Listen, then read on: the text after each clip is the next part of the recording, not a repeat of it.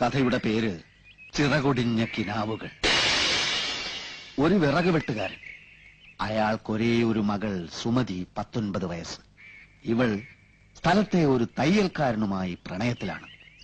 ഈ തയ്യൽക്കാരൻ ബഹുമിടുക്കനും സുന്ദരനുമാണ്. അനീതി കണ്ടാൽ എതിർക്കും, ജനങ്ങളുടെ ഏത് കാര്യത്തിനും മുന്നിൽ കാണും.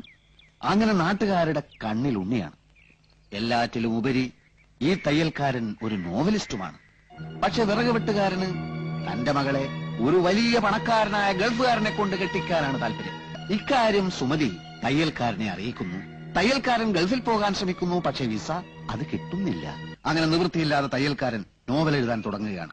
അത്ഭുതമെന്ന് പറയട്ടെ, ഏറ്റവും നല്ല നോവലിനുള്ള സർക്കാർ അവാർഡ് അതിന് കിട്ടുകയാണ്. 10 ലക്ഷം രൂപ.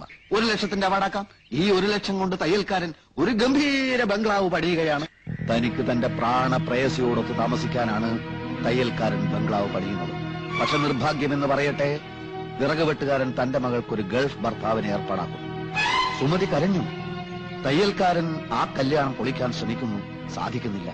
ഒടുവിൽ ബംഗ്ലാവിന്റെ പാലുകാച്ചൽ ദിനം വരികയാണ്. അന്ന് തന്നെയാണ് സുമതിയും ഗൾഫുകാരനുമായുള്ള വിവാഹം.